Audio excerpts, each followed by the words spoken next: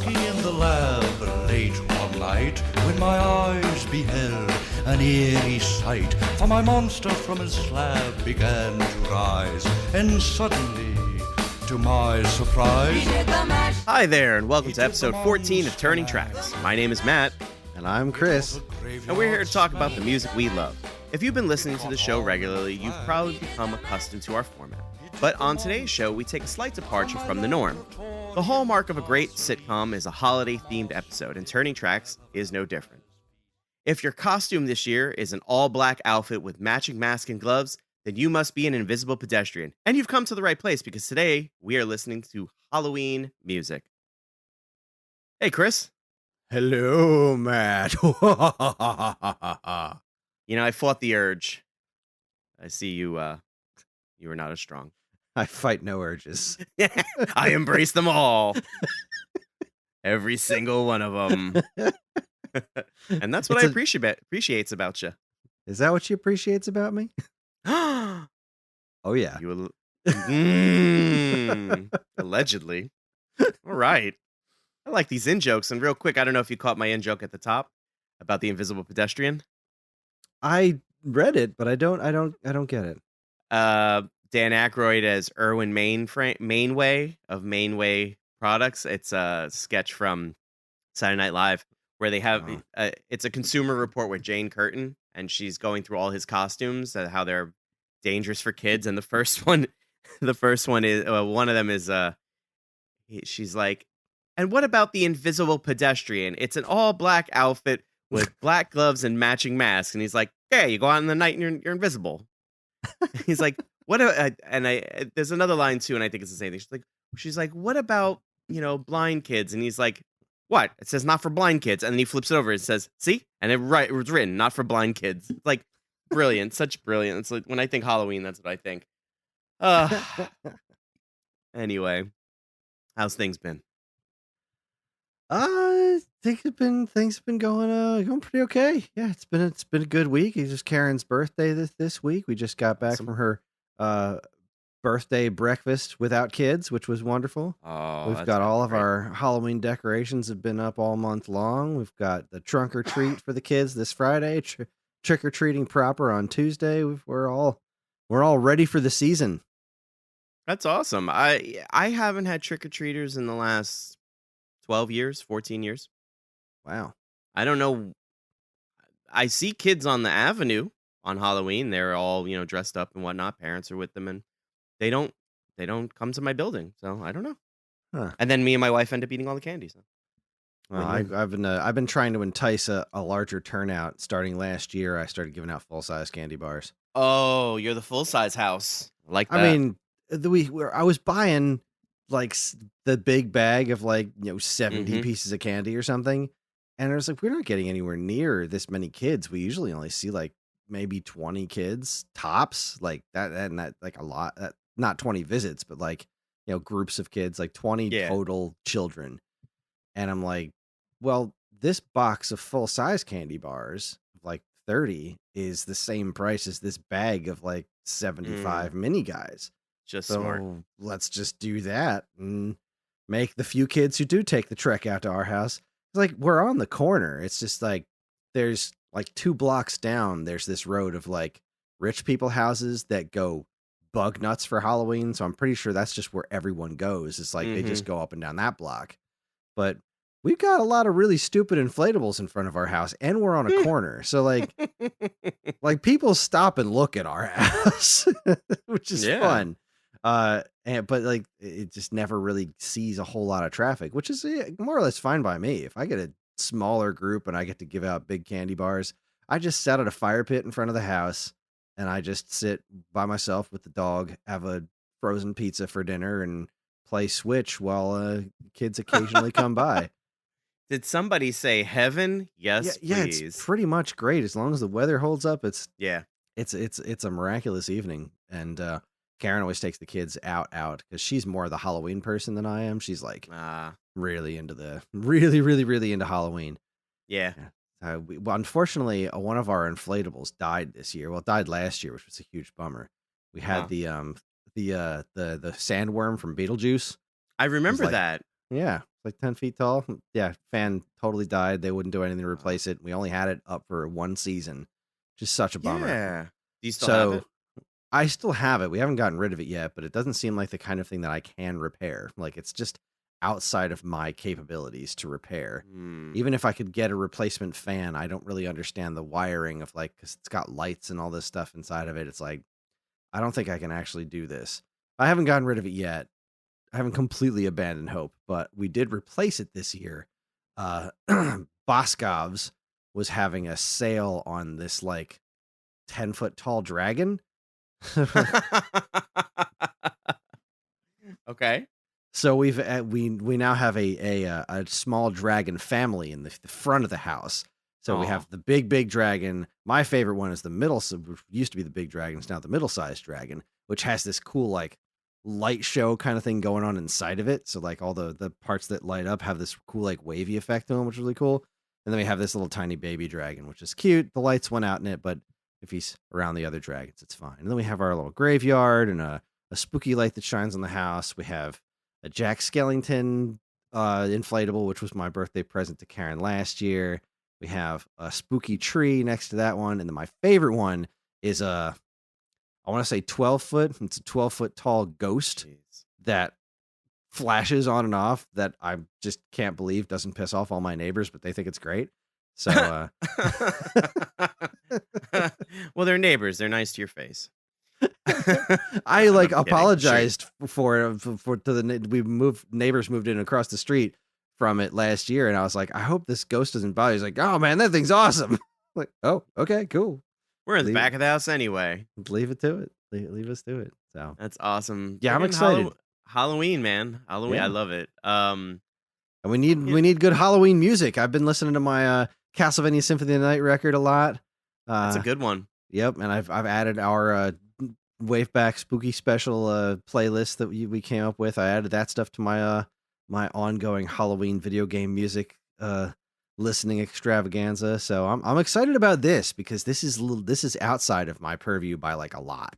Yeah, some cool Halloween music. Once I saw the track listing, I was like, the 2 or 3 songs I knew, I was like, oh, that's a good one. So I'm awesome. I'm really excited about this.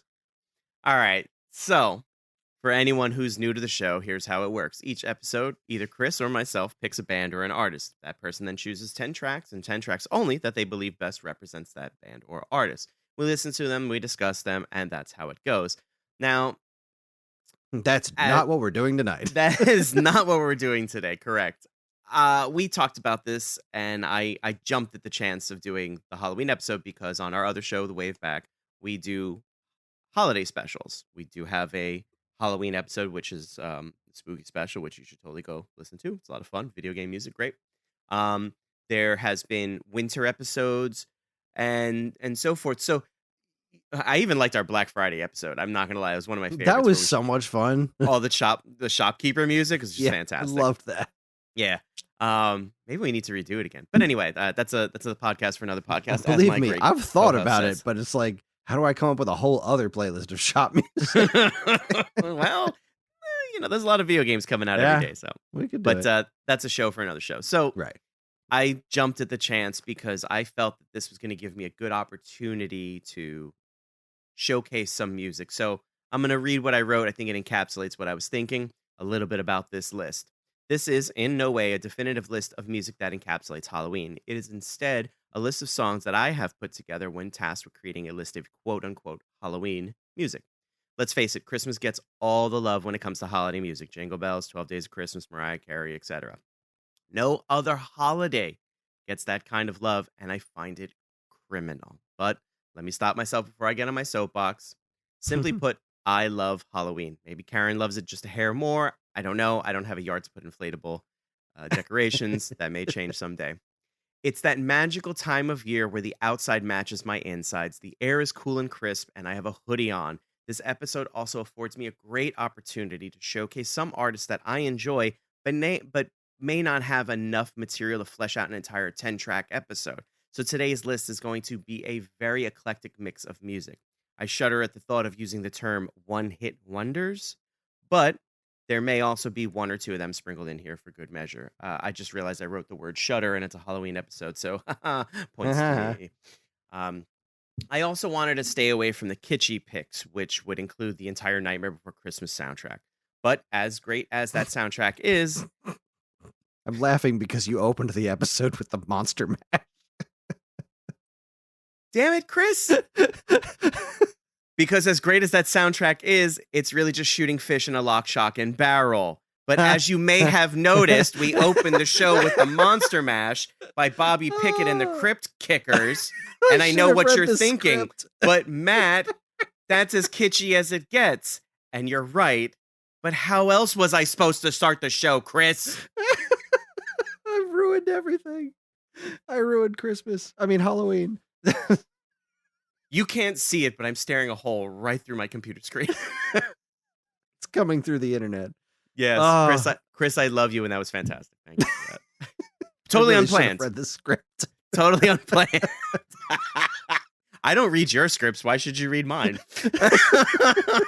And that's evident by all the outtakes. So anyway, so yes, I opened up the show with the Monster Mash by Boris, Pickett, and the Crypt-Kickers. Every time I said this out loud, I always ruined it.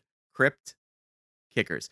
Look, it's quintessential Halloween, right? I swear if you go to a Halloween party and you don't hear the Monster Mash, you're fully obligated to riot. Like, it's true.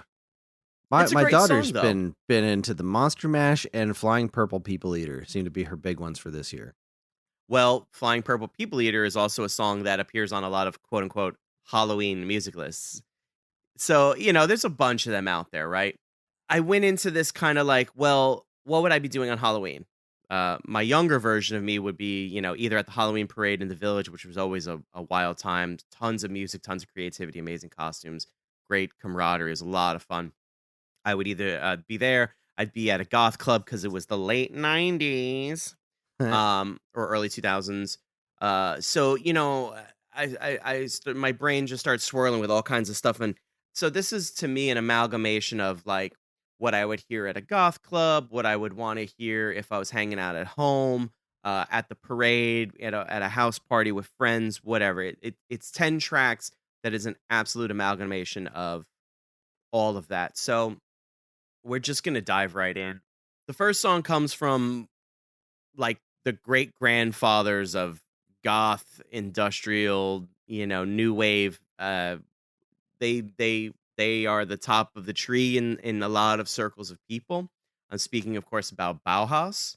The song we're going to listen to is Bela Lugosi's Dead from one of the best record titles I've ever heard. Press eject and give me that tape. Because that's how I read it, because I assume someone's like, turn that crap off. Oh, and by the way, this episode features music that does have curses in it. So if you're listening and you don't want you're listening with your kids or something and you don't want them to hear it, maybe you. Holy shit, Chris! You came out of the gate hot. I'm just saying. If you don't want to hear the curse words, well, then fuck off. I was going to be diplomatic about it, but I guess fuck off? This is so weird. It's a weird role reversal. It's my episode, but you're playing my part. Anyway, let's get into it. It's Bahaus, it's Bela Lugosi's Dead, and it's on right now.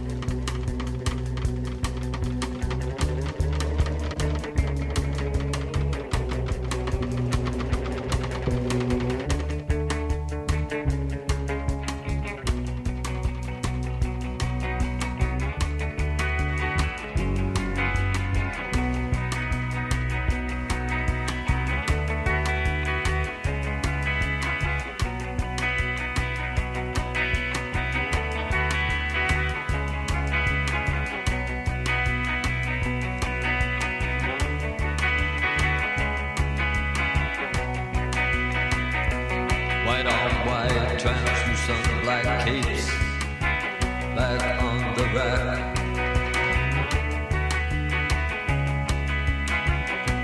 Bela Lugosi's dead, the bats have left the bell tower. The victims have been bled, red velvet lines, the black box. Bela Lugosi's dead.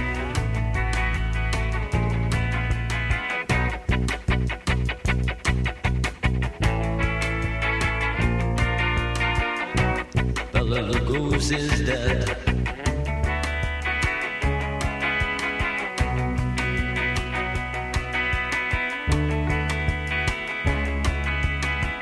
I'm dead, I'm dead, I'm dead.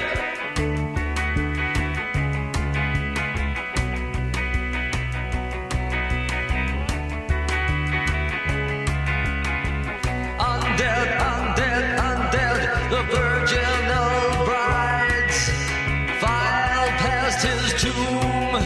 Stoom at times their flowers bereft in deathly bloom. Alone in a darkened room, the Count.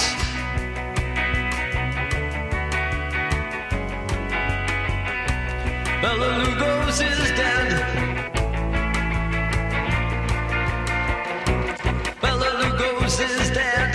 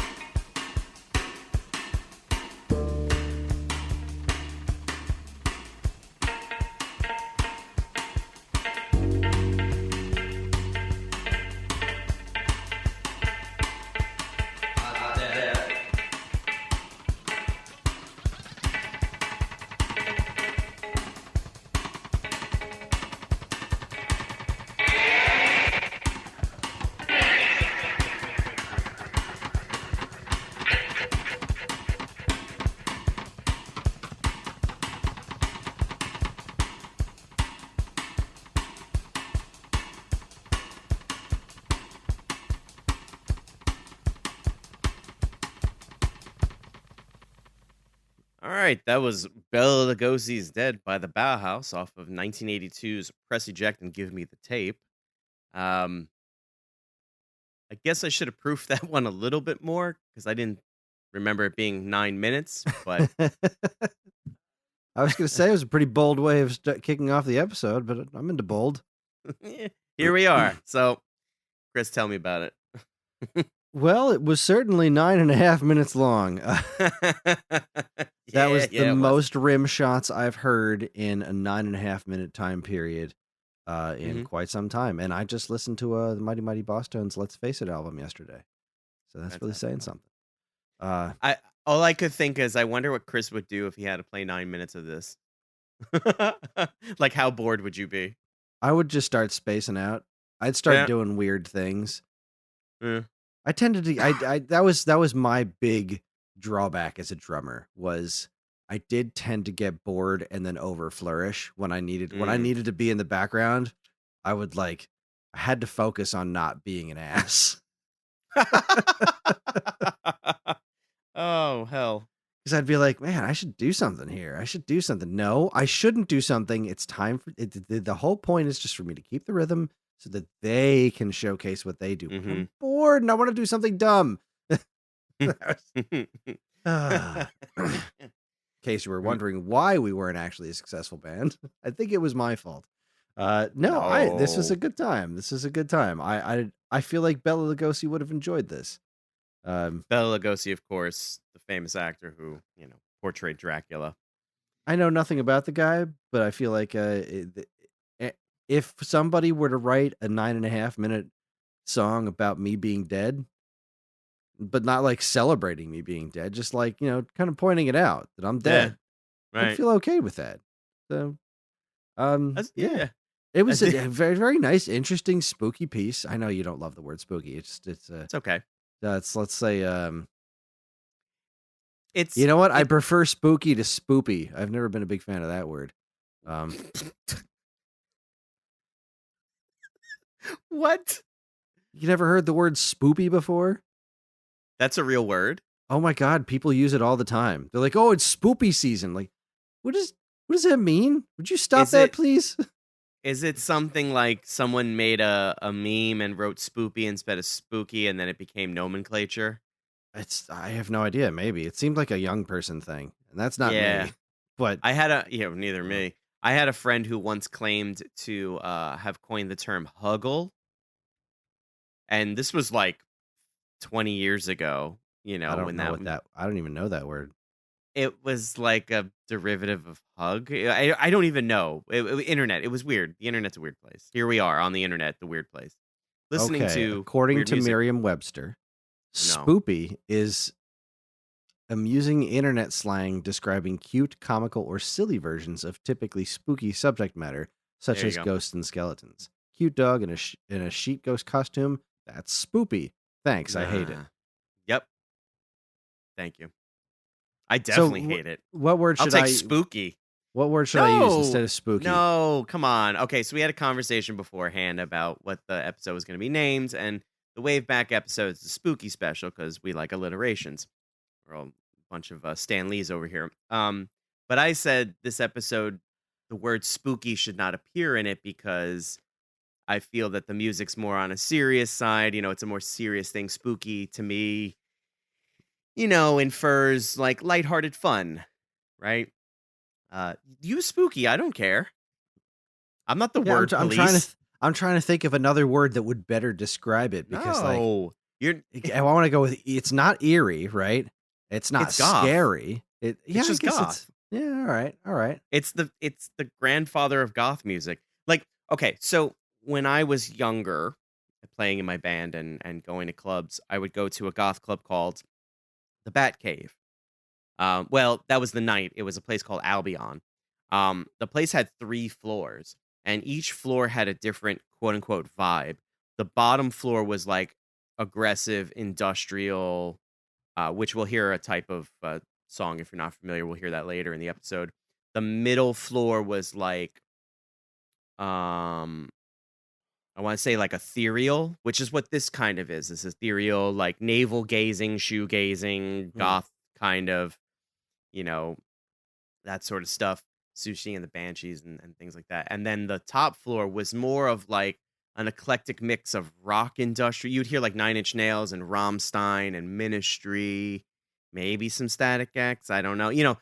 It was so this is what you would hear in that middle ethereal floor. Fun fact, I remember being in the ethereal floor and standing in a corner like you do. And they had a disco ball that they were projecting red lights on. So the floor had these red light mirror reflections. My brain somehow hooked onto the lights of the floor on the floor. And for about 2 seconds, I was tripping out because my brain thought the motion of the lights was the actual floor and that the room was spinning. It was the weirdest thing I've ever experienced in my life. And I was poor, so I wasn't drinking, so I was stone sober. So that is the thing. Anyhoozle, we're going to move on to our second track. What would a Halloween episode be without a song entitled Halloween? What would a Halloween episode be without a song from a band named the Misfits? I mean, if you're a music fan and you don't know who the Misfits are, I'm not really quite sure what to do with you. I feel like the Misfits have been around. I mean, they've been around since the late 70s. But if you don't know them by now, they've influenced so many other bands from punk to metal. Metallica's covered them a bunch. Just so influential. Misfits. Come on. Yeah. The original lineup being Glenn Danzig, Jerry Only, Doyle, and Sugar. Robo? It's Robo. Anyway. So yeah, we're gonna listen to Halloween off of the Legacy of Brutality record from 1985 by the Misfits. It's short. I did you the favor. I gave you a long one to give you a short one. Here it is. Enjoy.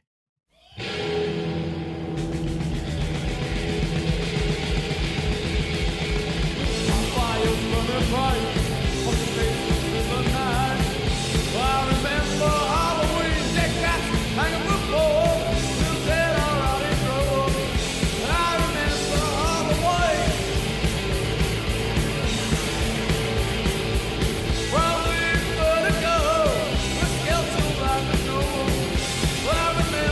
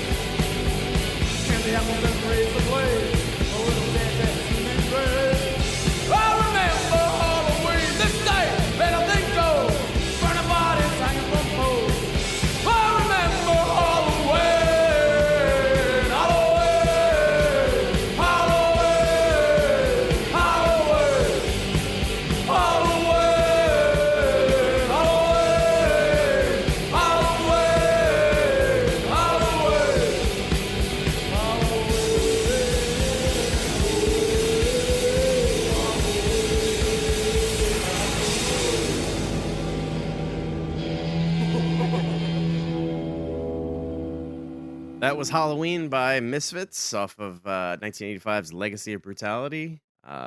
You have familiarity with the Misfits, so I want to hear your thoughts. It was very Halloweeny. That reminds me of a great joke. Why can't witches have babies? I don't know why. They have Halloweenies. Oh no. Yeah, it's so bad. I'll see myself out. Anyway. Yeah, the Misfits had such a short stint together as a group, but they were so friggin' influential. And I'm such a huge fan of like the very piss poor recording qualities of like these old punk bands from the late 70s and the early 80s. That there are times that I've sat around and I listen to, newer punk records. Like Bad Religion's a great example. They started in the 80s and the recording quality is just like this. And they've been going for almost 40 years now. And their more modern records are like so crisp and clean, and part of me is like, yeah, this is cool. This is pretty cool, I guess. But I like the dirty, DIY punk sound. The Misfits are like no shortage of it until you get into the American Psycho and Beyond records with Michael Graves and stuff, which are great. I love Michael Graves as a vocalist, and there's some really great stuff on the American Psycho record. But got to go with the OGs, the Misfits, and again another massively influential band like Bahaus. Yeah, it's I like that very raw quality to it too. I'm a big fan of that sound quality. I know fellers who are like, once they get to a certain point in their musical careers, I suppose, like they can't listen to stuff that's this unpolished because all you hear are the faults, and I genuinely pity that kind of I genuinely pity that situation, because I would never want to be that. I would never want to be in that point where you can only hear the faults and not hear the whole, which is what this is, of course it's full of little tiny imperfections and stuff. That's what makes it so darn good to begin with. It was a fun track, nice high energy. Thumbs up.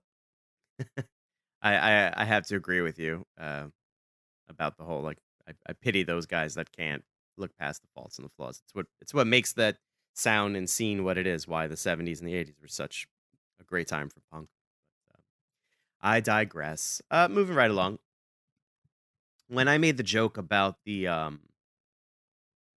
soundtrack to Nightmare Before Christmas, I was also thinking about a couple of other records that would just be like, fish in a barrel. And the Crow soundtrack is one of them. Like, you really couldn't be a goth kid in the 90s if you didn't like paint your face like the Crow at some point, right? Like you'd get your goth card revoked. The movie, the stories surrounding the movie, unfortunately Brandon Lee's untimely demise, the painstaking efforts they went to complete the movie, and then just the movie itself, it holds such a high regard for a lot of goth heads like me, old goth heads and stuff. But the soundtrack, if the movie and the legacy of Brandon Lee and Eric Draven are enduring, the soundtrack is the tip of that spear. This soundtrack in my life has been in constant rotation. Every track on this album is so good. It's literally like the soundtrack to the 90s goth kid, right? Everything on it. Rage Against the Machine, Nine Inch Nails, Pantera, My Life with the Thrill Kill Cult, just everything just hits well. But for the track I'm about to play, this is the tip of the spear for that record. The Cure wrote this song specifically for this movie, and I didn't know that until yesterday. So we're gonna listen to "Burn" by The Cure off the Crow original motion picture soundtrack from 1994. If this doesn't make you want to put on black lipstick and cut thumb holes into your sweater, I don't know what will. Enjoy.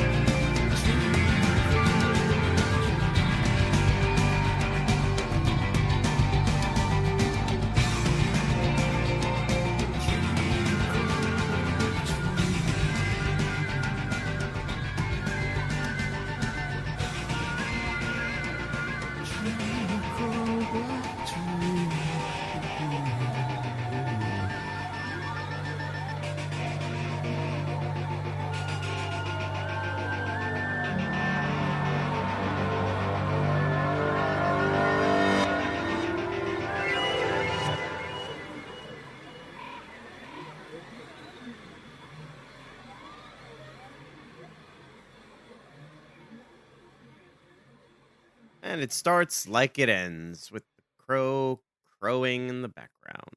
How on brand. No, I'm kidding. That was burned by The Cure for Crow original motion picture soundtrack 1994 release. I got this thing on CD, and I swear it didn't leave my CD player for 2, 3, 4, 5 months. Um, when we used to carry around CDs to listen to in headphones, it was in constant rotation. Um, I know just about every lyric on that dang record. Um, to this day, I'm still finding out little bits of information about, the movie, the recording, the tracks on the record, and it always excites me. The Crow, of course, based on the original comic book by J.O. Barr, fantastic, often duplicated, never replicated. What'd you think of that, Chris? Oh, I loved that song. I also had the Crow soundtrack and played the ever-loving heck out of it. I had adored the original Crow movie. It was definitely among my favorite movies for a very long time. It's such a good movie. My friends and I actually, so we used to dress up in goofy costumes to go to superhero movies in the theaters. And it's kind of astonishing that it got way out of hand at a certain point. Like it got to the point where my friend Sean actually wore stilts for a Galactus costume. Which for Holy cow. Yeah, we went so far overboard with these costumes, but the group just kept getting bigger and bigger until I think like it was one of the Superman Returns. I think we had like almost 50 people with us in costume. Holy it was crap. just ridiculous. But it started with the Crow City of Angels. It was just a group of, I think, like maybe 8 of us, and we were so excited for this movie because we all loved the first Crow movie. And we all decided to dress up like the Crow for the movie. And I had longish hair at the time, so it kind of worked. It was a lot of fun walking around the mall beforehand, and people just looking at us like, "What the hell's going on over there?" It was just like a group of us dressed up like the Crow with the face paint and everything. And then we saw the movie. I think like part of the way through, I can't remember which one of us did it, but like one of us just stood up in the theater like, "Well, this is fucking awful." And everyone in the theater was like, "Right? This is so bad." Wow. God. I've never seen a movie theater turn on a movie. That's impressive. The whole theater is like, this is not good. I hated that movie so much. Yeah. It's a real shame. I mean, J.O. Barr has since written other Crow story arcs involving different protagonists. And they're good. I mean, they come from the main source, right? But, when Hollywood, especially in the late 90s, sinks its teeth into something and buys the franchise tag, they wring it out. However, I will say the only thing the Crow movies had going for it that, not including part 1, because 2 and 3 were very bad. The soundtracks were all amazing. Right. The second Crow soundtrack has a lot of good stuff on it. The third Crow soundtrack has a lot of good stuff on it. They did, whoever the music supervisor was, like, hats off to them. They did a great job. This one though, pulling back to this one, like this particular song by The Cure was just so perfect. Like as soon as it kicks up, I'm like right back to the scene with him in the mirror painting his face. Like, just it fit in this movie so well. This whole soundtrack was so good, like Dead Souls by 9 Inch Nails, and such good stuff. But yeah, this song, when I saw you pick this one, I was like, yes, I haven't heard this song in way too long. This is such yes. No, great pick. Love this tune. Love everything about it. I love The Cure. The Cure is freaking great. Yes. I should know more of The Cure. I don't know a ton of them outside of their hits, but like they have so many hits. Like their greatest hits album is just one of the best albums, period. Yeah, absolutely. Absolutely. Yeah, they're a phenomenal band. And I didn't know this was written specifically for this movie either, but it makes total sense. When you listen to it, like, oh yeah, absolutely. That totally tracks. I love that The Cure is able to create such a soundscape because others, we just listened to Halloween by Misfits, and it's just simple. It's guitars, bass, drums, vocals, straight ahead, pedal to the metal, right? You get the Cure. They come in and they create this beautiful, lush soundscape of, their keyboards just fill in the space. The bass has just got this nice tone. The guitar is less is more. And Robert Smith's got such a great voice. It all comes together so beautifully. And I think that's, apart from its intrinsic ties to the movie, I think the song, if stood on its own, is just a wonderful piece of music without those images. It creates a whole picture in your head. Unfortunately, for all of us who have seen The Crow, it's intrinsically tied together. You see the images of Brandon Lee, Eric Draven, the big mirror, the smashed window. There's so much to it, but just a sonic piece of cheesecake. Like, mwah. Wonderfully done. Well picked. Thank you. The next track we're going to listen to, in my opinion, is the Goth Club staple.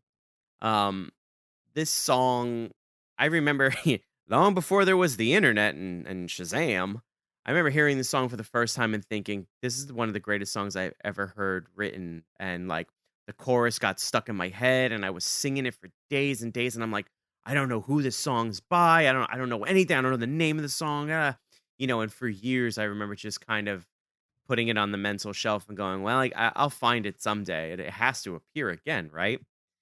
And then the day I found it, it was like Christmas Day for me. I was so elated. This is a song that again, such a staple, not just in goth, but like in the goth community and the industrial community. It's like this weird song where I think everyone comes together and they're like, no, this is a great song.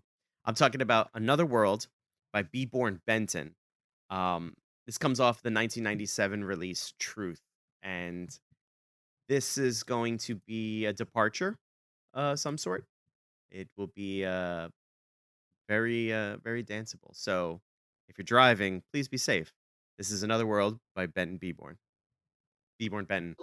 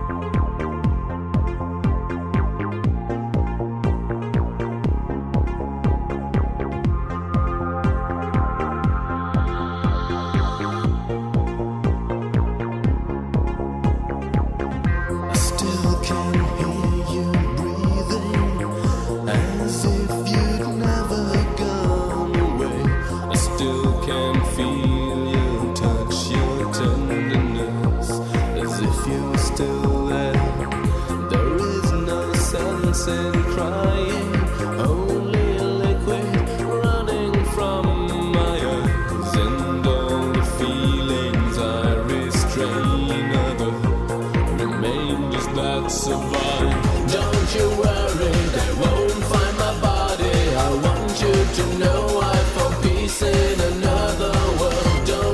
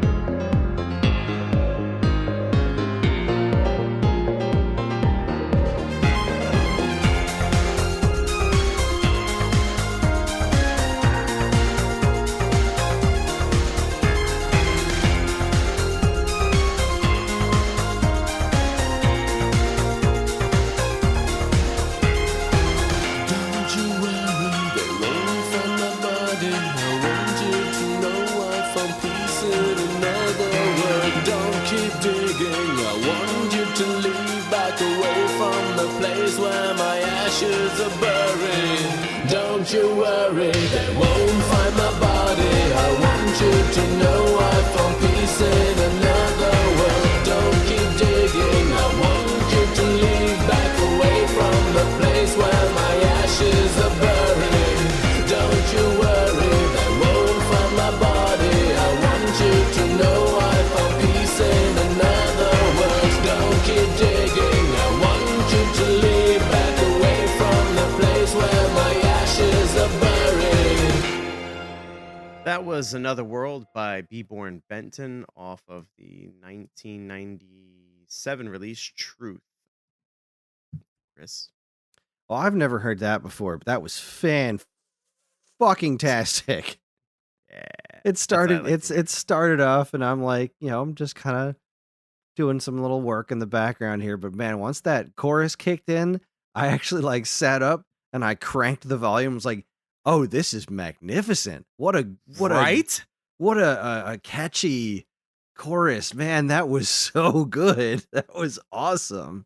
I've never, I listen to a lot of music and I've listened to a lot of music over the years.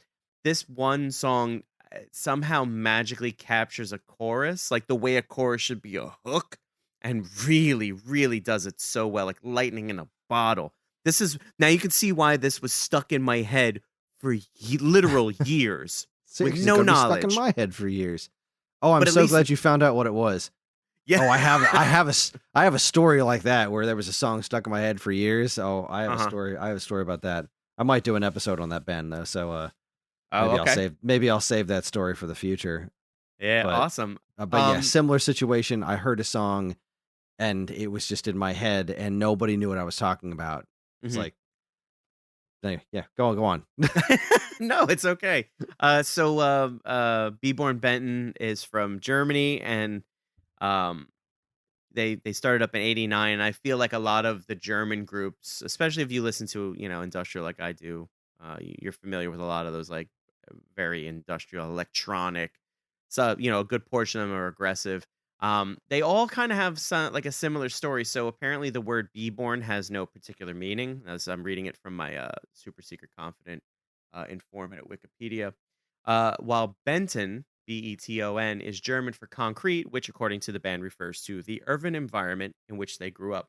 Now, obviously, post-war Germany was a very different place, and it was carved up by all the the Allied forces and stuff like that. The wall created a lot of discourse and stuff. Bands like Rammstein talk, they're all mutual upbringing in that post-war Germany has led to the shape and sound of this type of music. Now, these guys are considered synth pop and EBM, which is electric body movement, not to be confused with EDM, which is electronic dance music.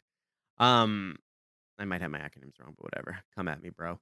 But they all kind of have the same, I don't know.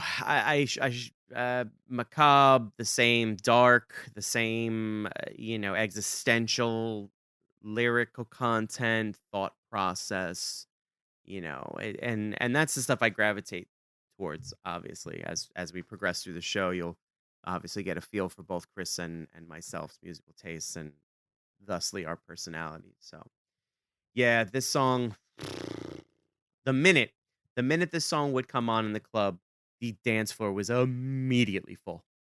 You didn't know there were that many people in the club until this song came on. It was, it's such a huge hit. It slaps, as the kids say. And I'm glad you enjoyed it. I'm glad you really enjoyed it. Loved it. This next track, so I was putting tracks together for this record. Imagine. I was putting tracks together for this episode, and I had handwritten a list a long time ago when you and I first discussed the concept of doing this episode.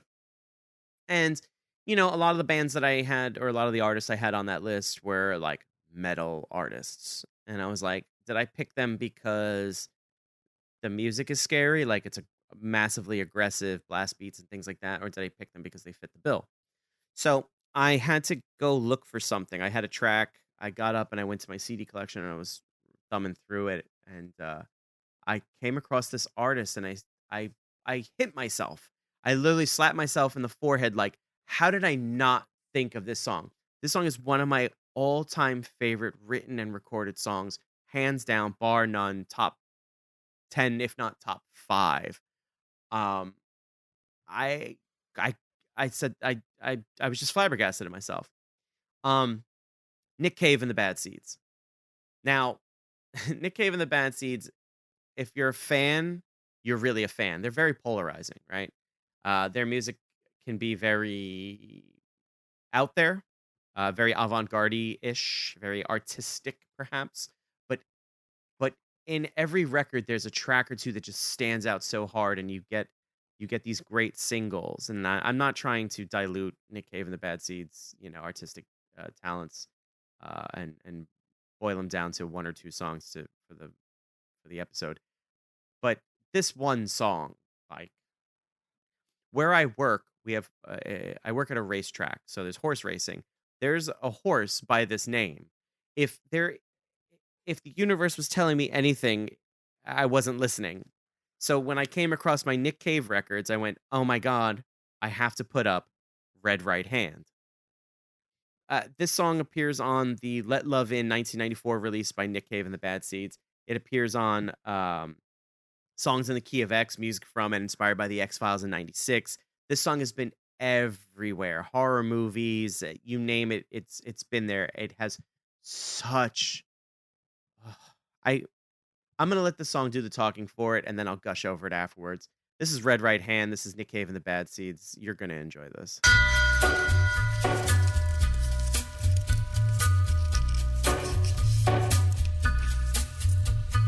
Take a little walk to the edge of town and go across the track where the viaduct looms like a bird of doom as it shifts and cracks, where secrets lie in the border fires and the humming wires. Yeah, man, you know you're never coming back. Across the square, across the bridge, past the mills, past the stacks. On a gathering storm comes a tall, handsome man in a dusty black coat with a red right hand.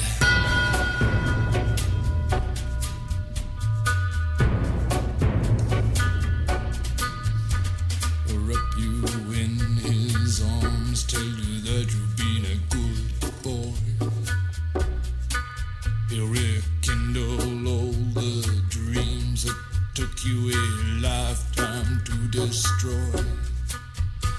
He'll reach deep into the hole, heal your shrinking soul, but there won't be a single thing that you can do. He's a god, he's a man, he's a ghost, he's a guru. They're whispering his name through this disappearing land, but hidden in his coat is a red right hand.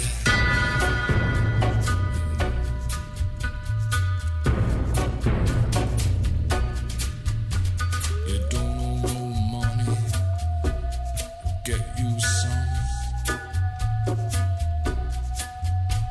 You don't have no car, get you one. You don't have no self-respect, you feel like an insect. Well, don't you worry, buddy, cause here he comes through the ghettos and the barrio and the barry and the slum. His shadow is cast wherever he stands, stacks of green paper in his red right hand.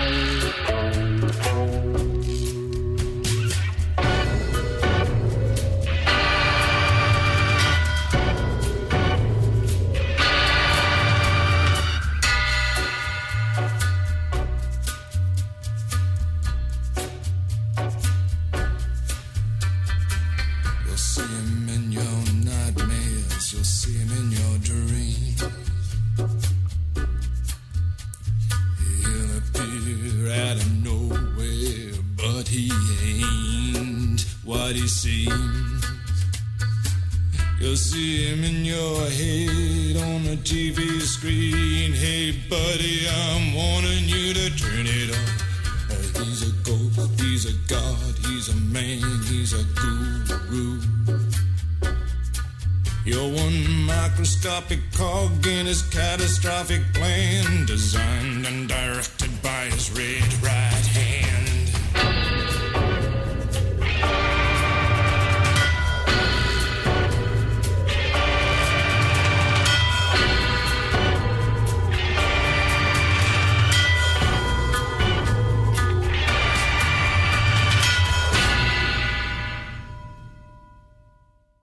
That was Red Right Hand by Nick Cave and the Bad Seeds.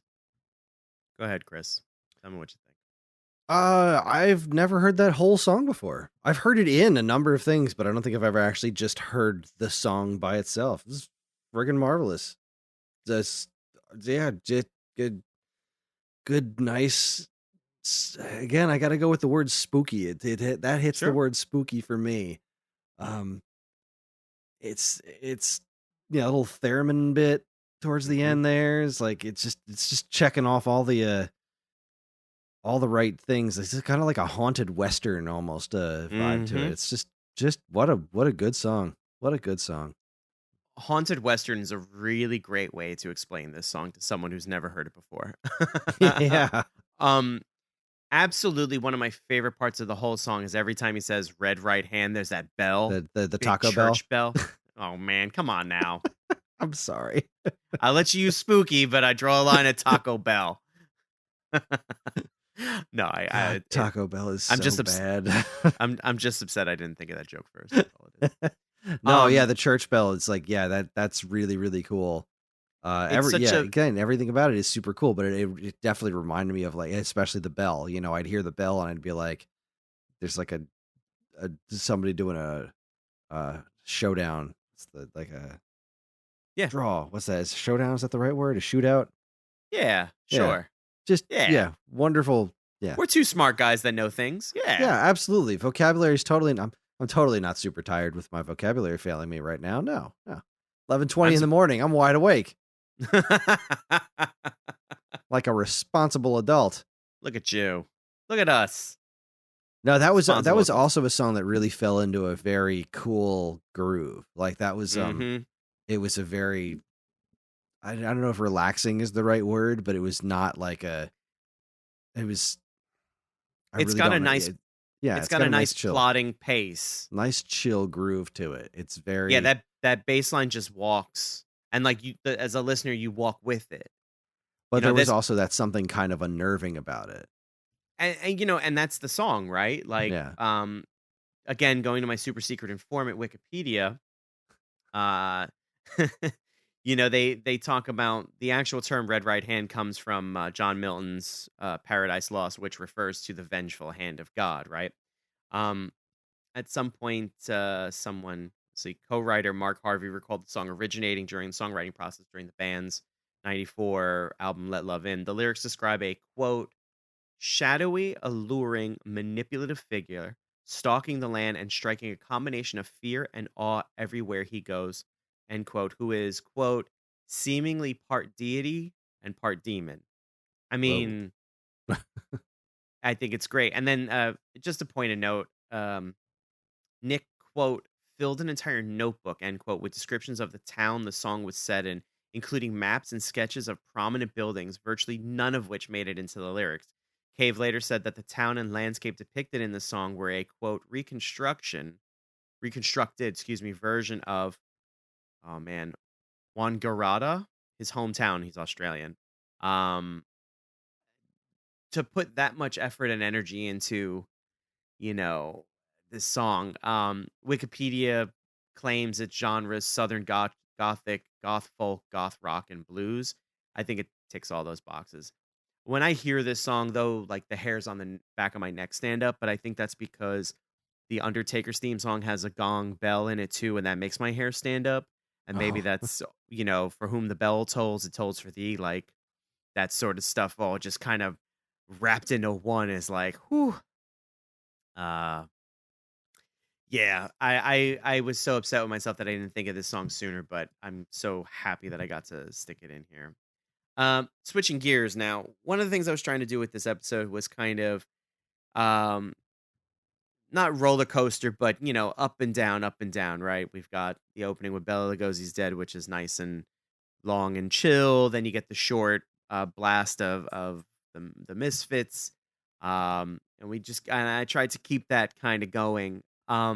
Next song, no shortage of uppage. My original list had both these artists on it, and then when it came time to think of songs for them, I said, "Oh, I don't know because I would actually like to do an episode on each artist." So I wanted to go and pick a song that um, wasn't gonna probably make the episode.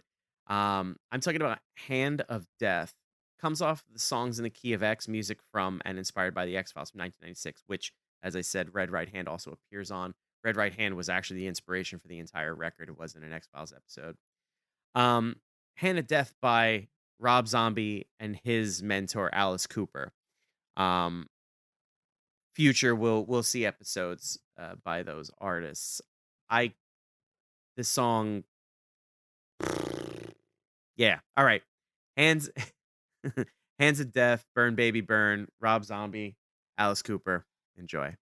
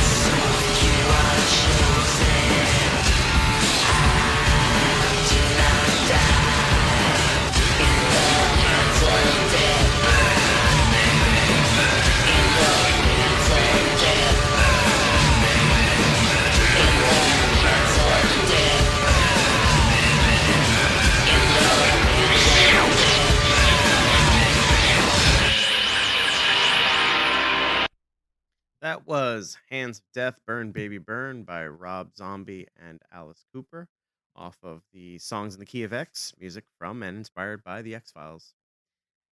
That to me is the perfect culmination of two great music legacies coming together, Alice Cooper and Rob Zombie.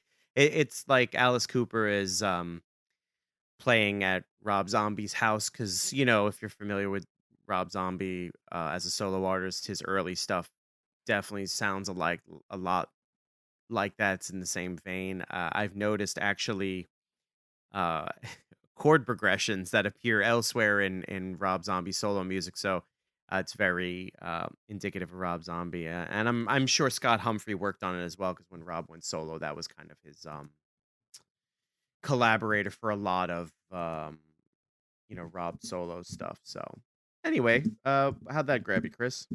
Oh, it was pretty good. It did remind me. I remember I said earlier that my daughter Ellie was really into Flying Purple People Eater and the Monster Mash. She's also really into Living Dead Girl. It's a good one. Yeah. That one's got a great swing. It does. This kind of reminded me a little bit of that. This was really interesting. I was unfamiliar with this one, and it was neat to kind of hear. Like, I don't know a ton of Alice Cooper, but I think I know enough to kind of like get his style. And it was really interesting hearing like exactly what you said. It's like him playing at Rob's house. So like, it's like a Rob Zombie song, but I could hear those kind of like Alice Cooper flavors that I can't really articulate it too well, but it definitely there's a neat little combo there. That was a cool song. Interesting bit of trivia to tie in back to The Crow, because again, it's Halloween. Why not tie back to The Crow? Because we're talking about Rob Zombie. Rob Zombie was actually supposed to make his directorial debut on a Crow film. He had written a script, which I have yet to attempt to get my hands on because I've always wanted to read it, but it was going to be called The Crow 2037.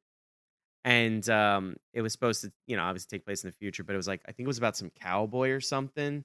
It was just a really interesting kind of story surrounding it. It got canned, and supposedly the script is online somewhere.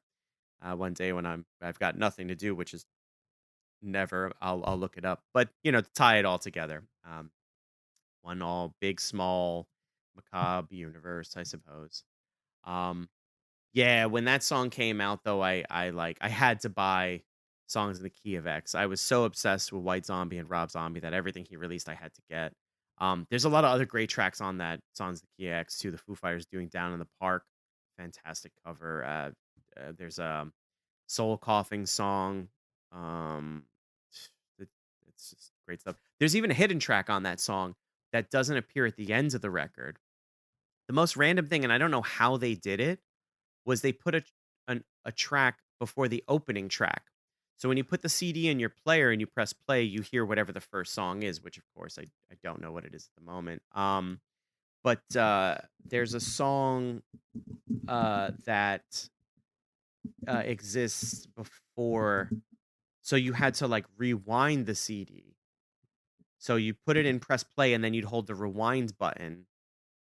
And that's how you would. Interesting. Yeah, and that's how you found this song. Let me see if I can.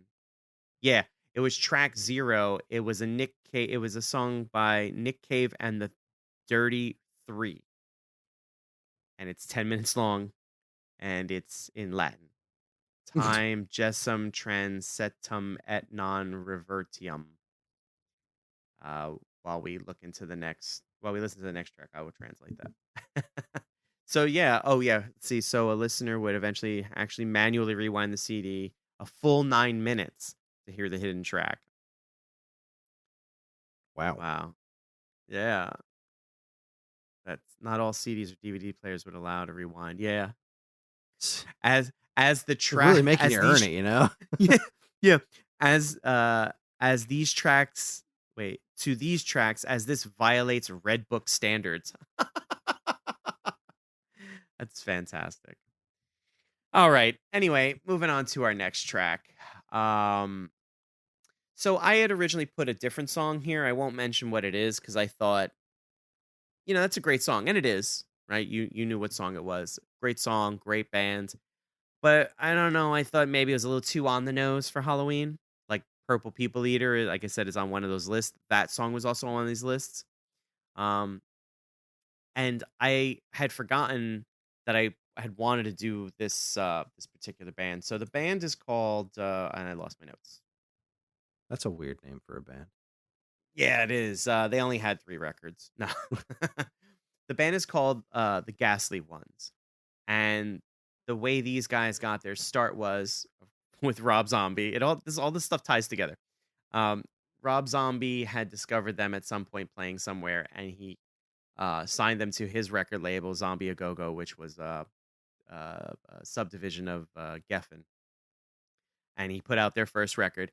But he put out a record called Halloween Hootenanny, which included a track from the Ghastly Ones, bands like the Boombaras, Southern Culture on the Skids, a lot of stuff that like fell in the vein of the music this band does, and also had a horror element to it. Though Southern Culture on the Skids wasn't necessarily a horror band, they were out there enough to be like, yeah, you guys can come hang out at the horror house.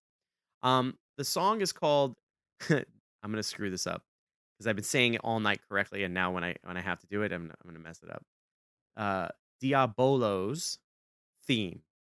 It's off of 1997's A Haunting We Will Go, and it's by the Ghastly Ones. Enjoy.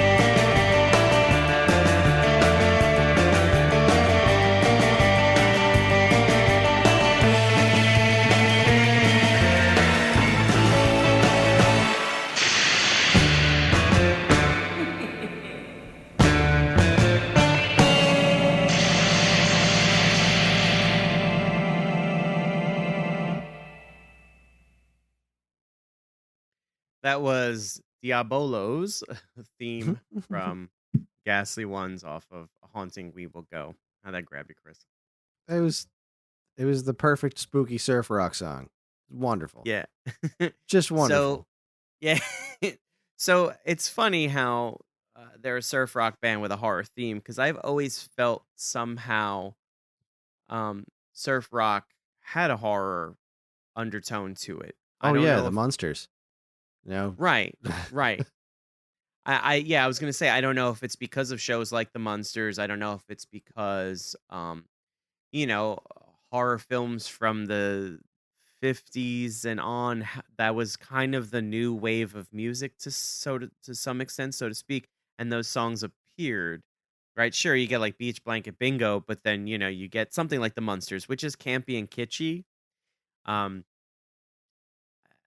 don't know how to kind of piece it all together, but like the organ in there, the organ definitely was playing a very similar Monsters. Oh yeah, And yeah. you get the themes, dun dun dun dun, and and they do a lot of that. The record "A Haunting We Will Go" is a great record. I will say, however, you have to really like surf rock because I think it's like 20 tracks of surf rock, and only one has vocals. Although there is there is a song called "Hangman Hang 10," and in the middle of it they just break and they go "Hangman dun dun hang 10," and that almost made the episode. But I thought this one was a little more suited for the episode. A bunch of talented guys, though. They went on to do a couple of records rather. But it's like ska. It's very niche, so not a ton of radio play and that sort of thing. So, but yeah, it's a lot of fun. So Yeah, now that was a really fun song. I liked that one a lot. Yeah, it's something that if it comes on a playlist somewhere, I'm like, oh yeah, this is great. But I own "A Haunting We Will Go," and I think I maybe listened to it all the way through once. Just a little goes a long way. Right. So, and speaking of a long way, I apologize once again for another long track. I'm a big fan of this next band. I in theory I want to do an episode about them, but I don't know that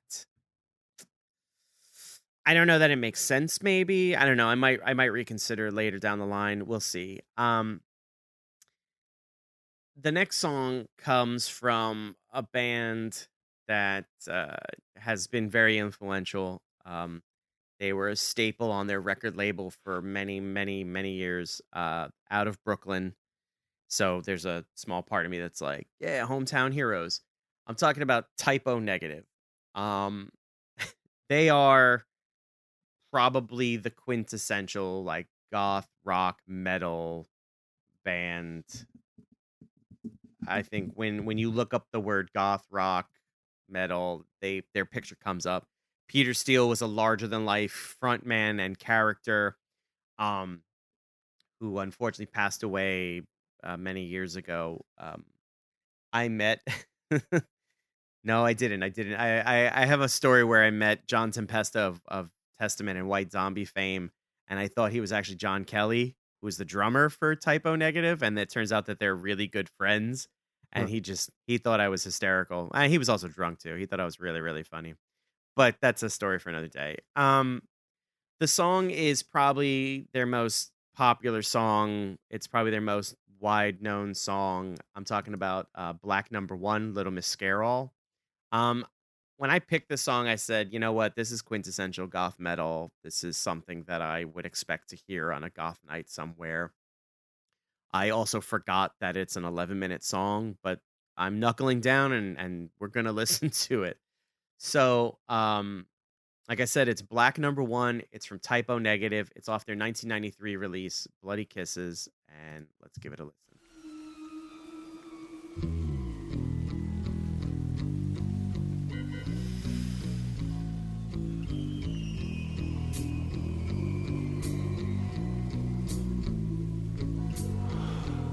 I went looking for trouble. And boy, I found her. She's in love with herself. She likes the dark. And on her milk white neck, the devil's mark. Now it's All Hallows Eve. The moon is full. But will she trick or treat? I'll bet she will. She will.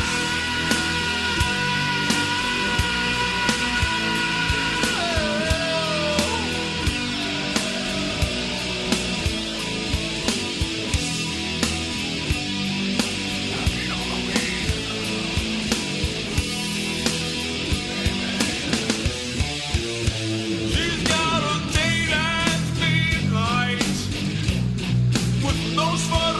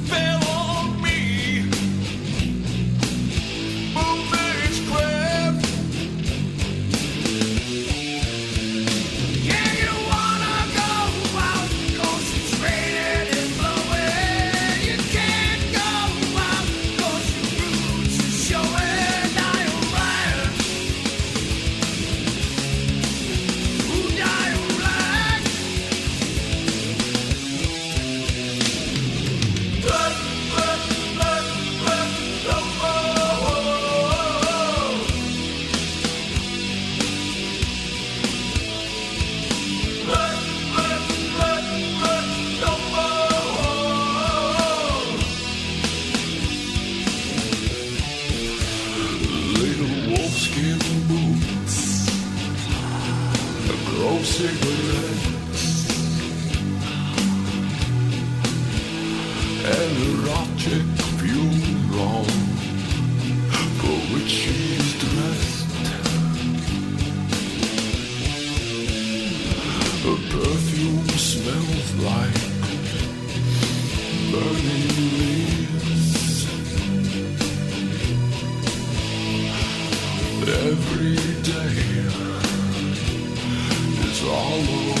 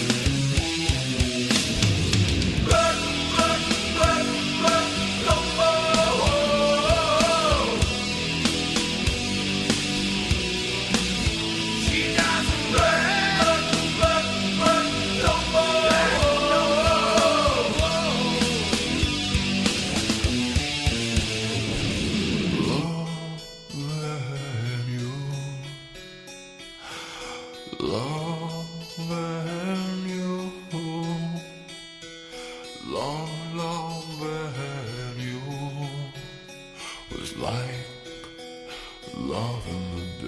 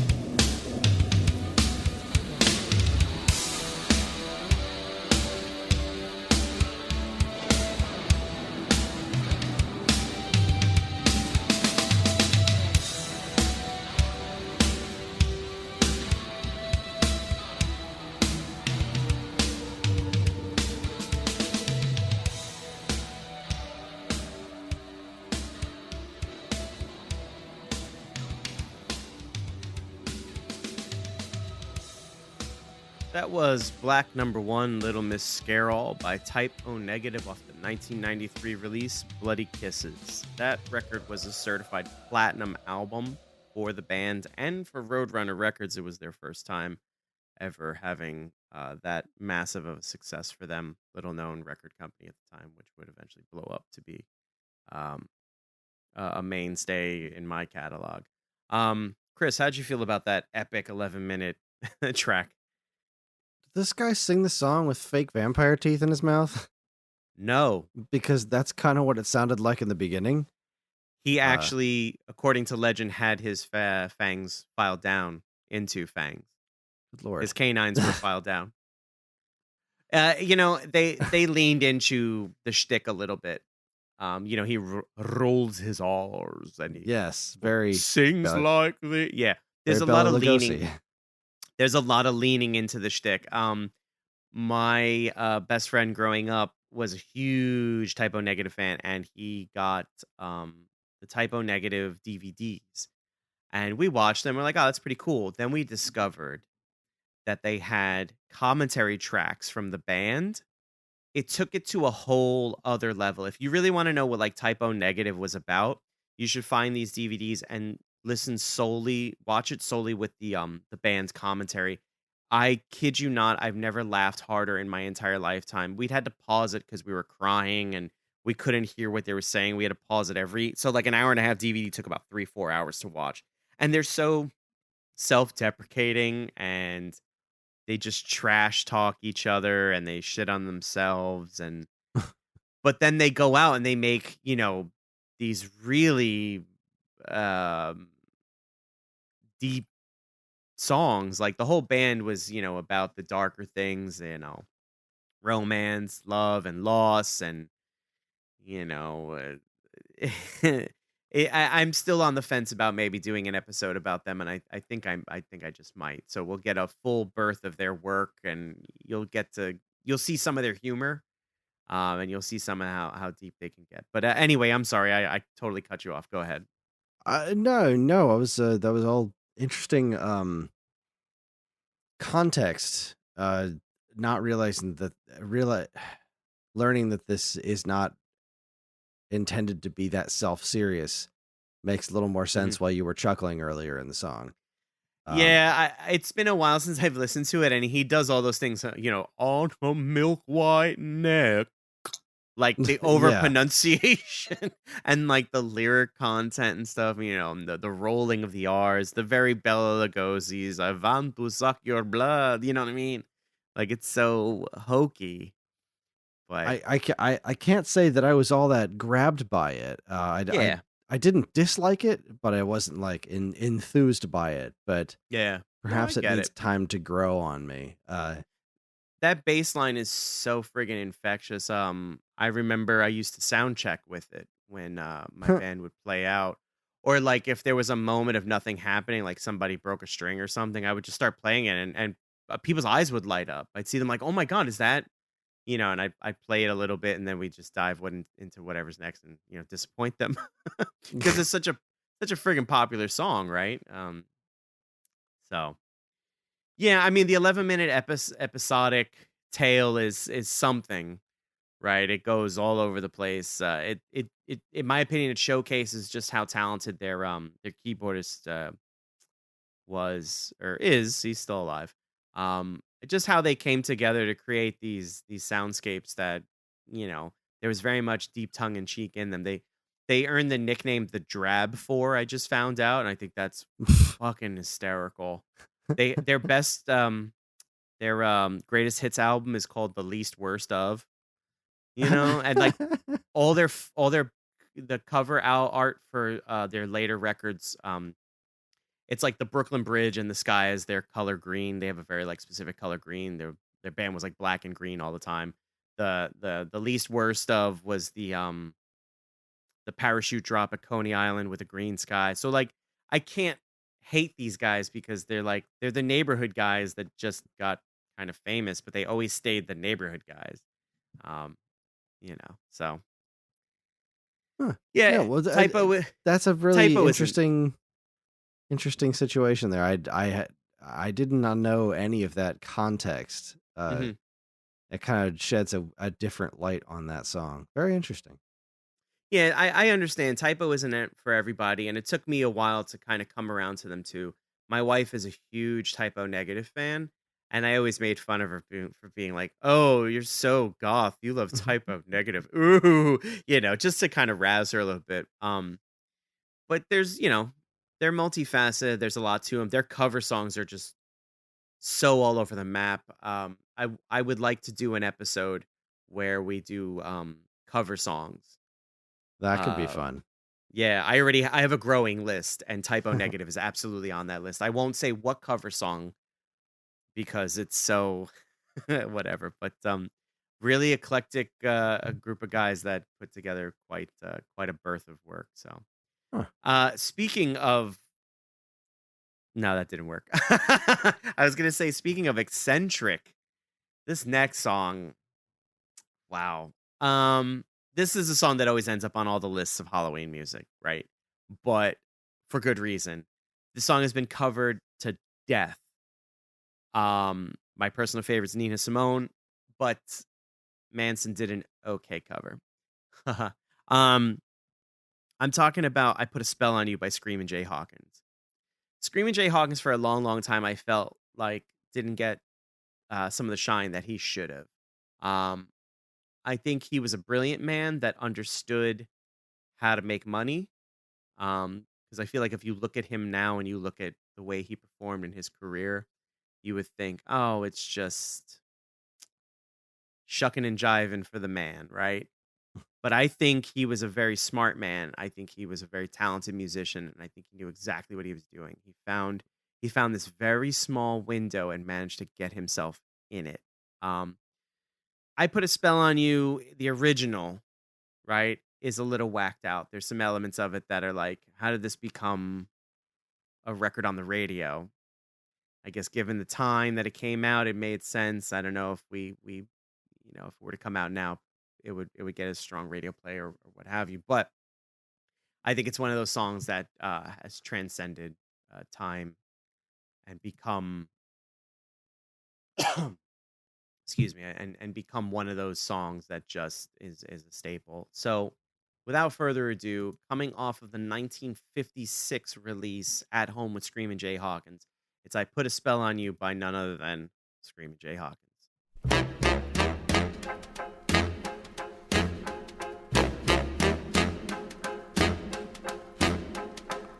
I put a spell on you.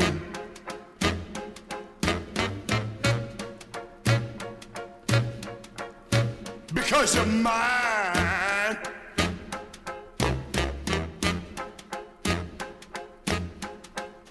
Stop the things you do.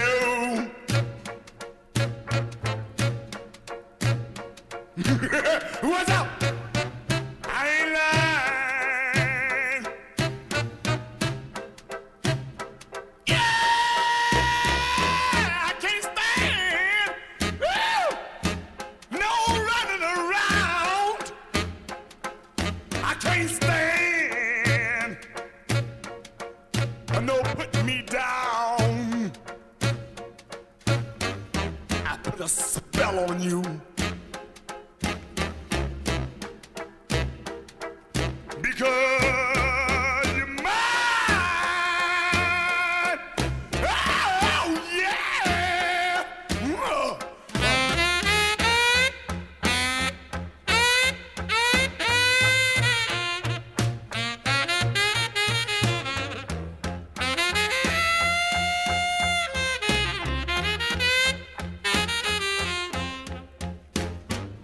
Stop the things you do.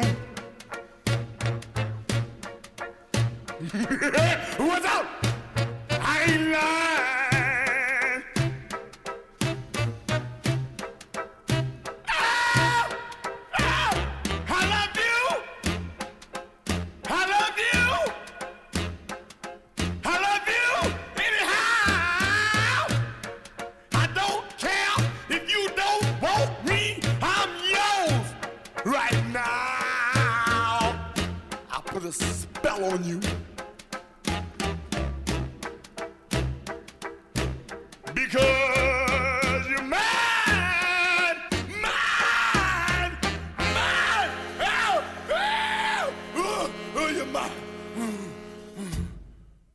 That was I Put a Spell on You by the immortal Screamin' Jay Hawkins off the 1956 release At Home with Screamin' Jay Hawkins.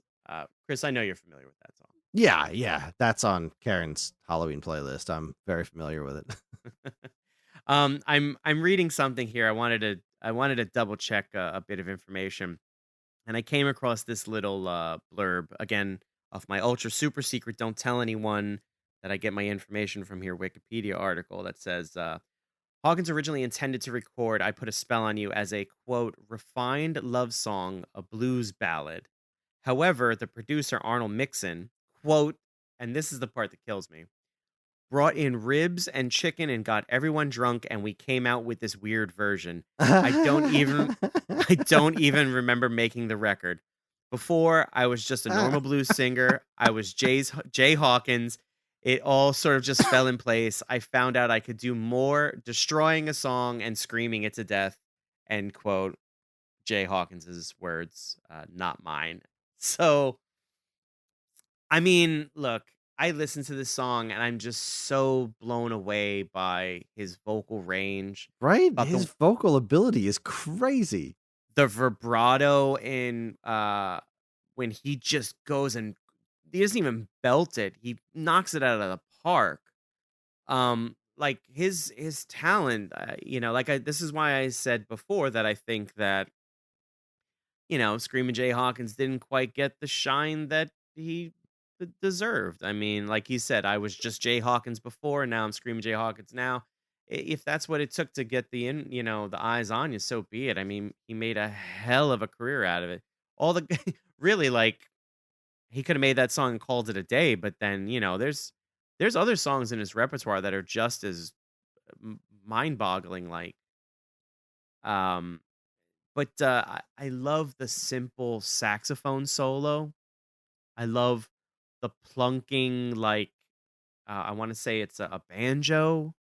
It's another song that to me falls, well, I should say the other songs fall in the vein of "I Put a Spell on You," like "Red Right Hand," and these slow plodding, uh, you know, uh, very intentionally composed pieces of music. Like something like "I Put a Spell on You," I don't think um, is something that you show up to band practice and like, "Hey guys, I got this idea for a song," and you start playing it. This is something that like you sit down and you just let it flow out of you, and this is what you get, and you're like, "Holy cow, what the hell was that?" I don't know, but it's great, and it's made such an impact. I want to say, where's it? Rolling Stone lists it as 313 in the top 500 greatest songs of all time. Um, it was included in the basic record of library. I saw something that it was like one of the 100 most influential rock songs of all time. It's been covered a thousand times. Yeah. So I Put a Spell on You, Screamin' Jay Hawkins. The first time I heard this song, that's what I want to talk about. First time I heard this song was on my mom sold Avon for a short period of time, which I think all moms did in the 80s. Um, my mom I sold think my Avon mom did and too. see, my aunt did, my mom did. I think my aunt uh, suckered my mom into it. Anyway, they had this VHS tape that I wanted, and it was Baseball's Funniest Bloopers. It's like Baseball Sunny Side Up. For the record, I actually threw it out years ago, and I was thinking about it recently. I found a copy on eBay and I bought it for $2, so I own it again. In it, there's a sequence where they have like baseball bloopers and things, obviously, where like weird and funny things happen, and they played this song. So the first time I'm like 10 or 11 and I hear this song, and it's that thing where like you don't know what you're listening to or you're seeing, and it does a thing to you, and you don't know what it is, but you know that this is it. To quote Faith No More, it's it. What is it? It's it. You know what I mean? And you just go like, holy cow. And I've been obsessed with this song for years. And then, you get old enough and you start to do the research. And you find out Scream Jay Hawkins, you find out some other music. And I've just been such a fan ever since. Um, I just thought it'd be really funny if I told a story about owning a VHS copy of Baseball Funny Side Up. So That's why that's there. But yeah, fantastic song. That brings us to the final song of the night. How do I intro this song? This song is going to be very, I won't say very different. It's a departure from just about everything we've heard.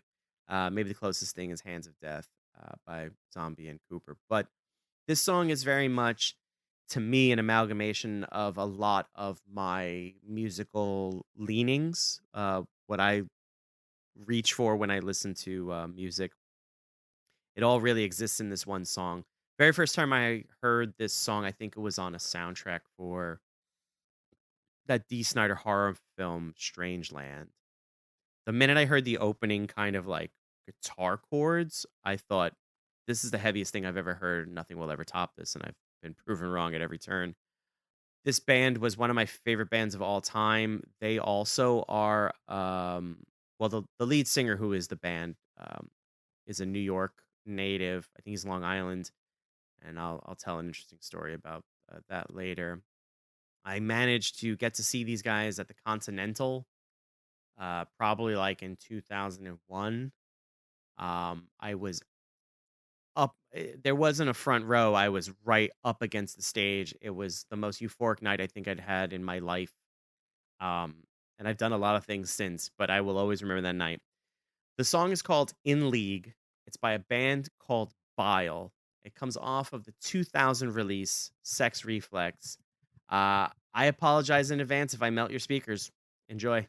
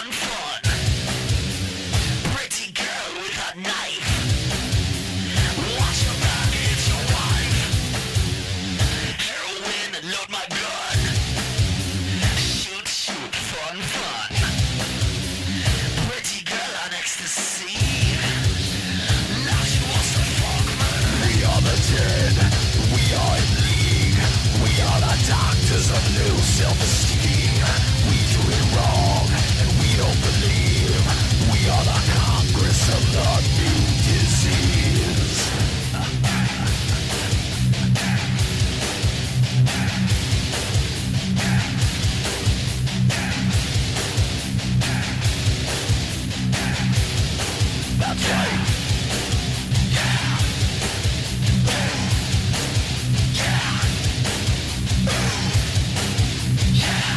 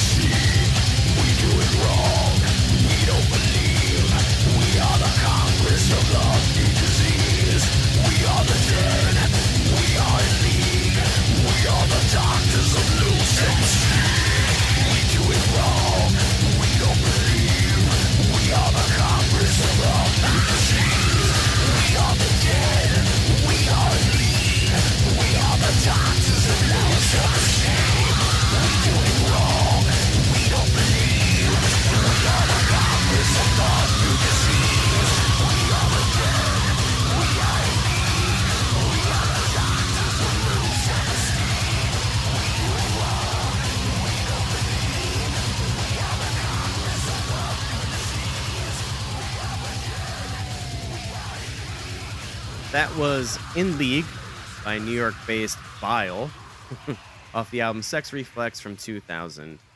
I'm so curious what you have to say, Chris. I rather enjoyed that. Oh, okay. Yeah, it was a good time.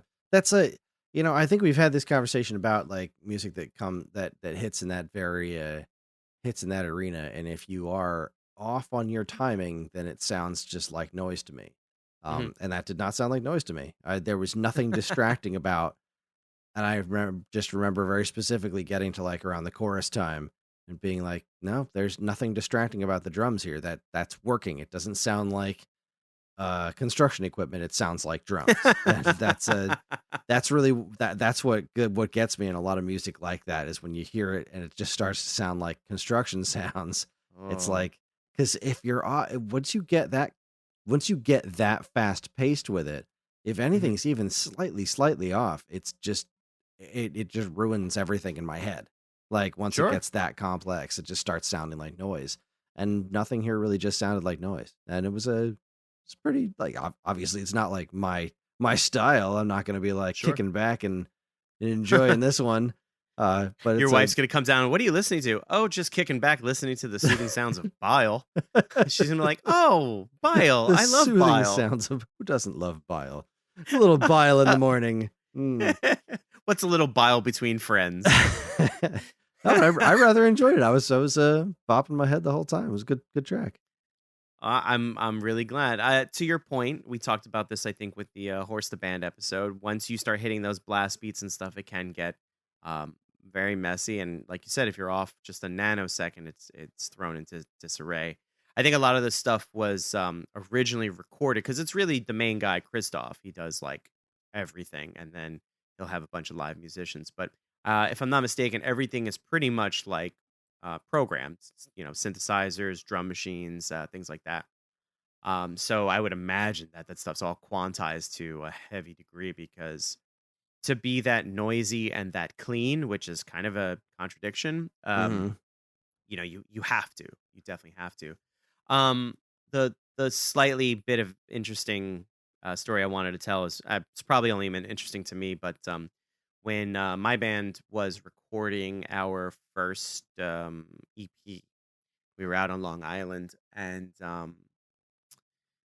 George Marshall, the gentleman who was our engineer and owner of the studio, he was running late, but his buddy was in there and he was tracking us, and he was a really nice guy, and unfortunately I can't remember his name.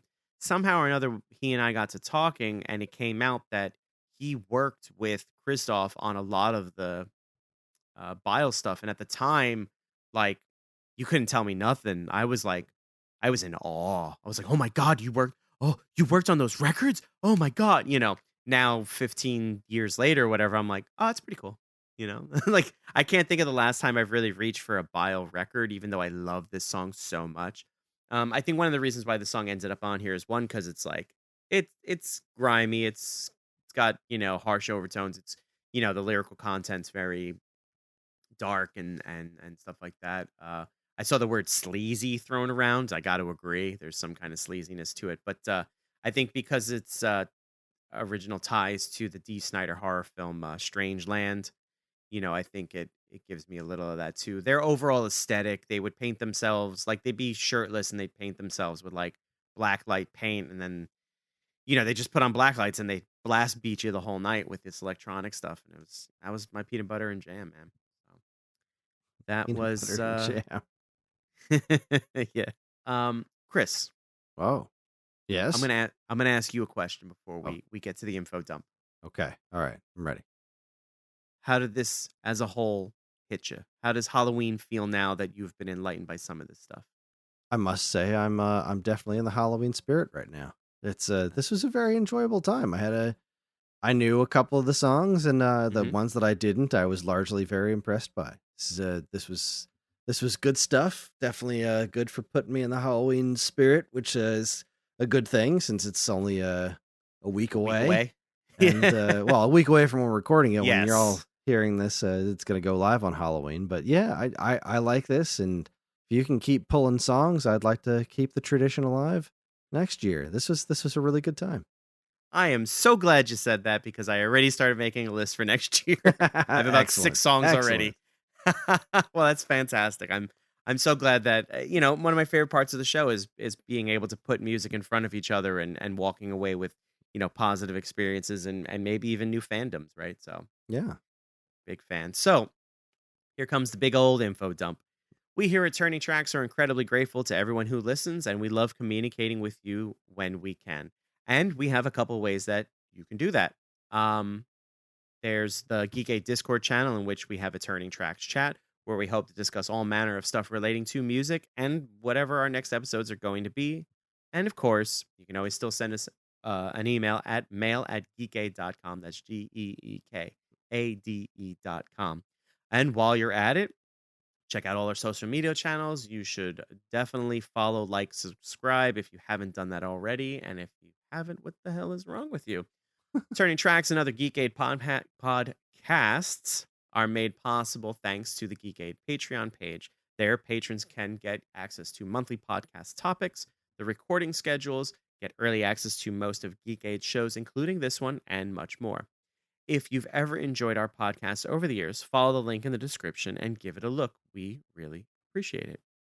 Finally, as always, be sure to check out all the other great content we have on our site over at geekade.com. One more time, GEEKADE, geekade.com. Now, Chris, That's me. That is you. Yep. I know that because it's written on your underwear. I believe...